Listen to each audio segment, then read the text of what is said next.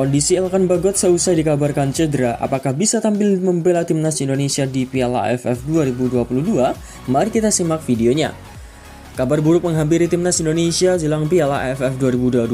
Pasalnya timnas Indonesia terancam tidak bisa menggunakan jasa Elkan Bagot di Piala AFF nanti, lantaran sang pemain dilaporkan mengalami cedera. Cedera tersebut didera oleh Elkan Bagot saat timnya Gillingham FC kalah telak 0-3 dari Salford City pada lanjutan Liga Divisi 4 Liga Inggris di Privilege Stadium pada Sabtu kemarin.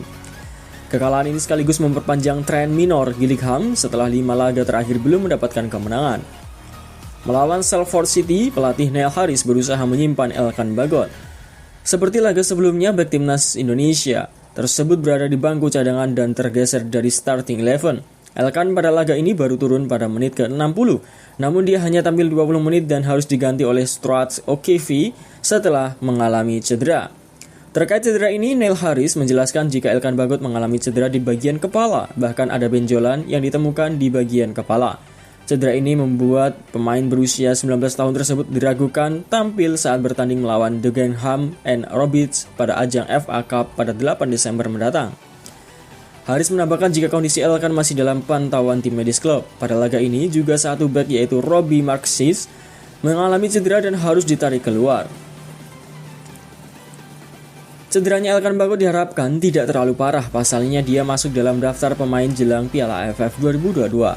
Elkan diprediksi baru bergabung jika skuad Garuda bisa lolos ke babak semifinal.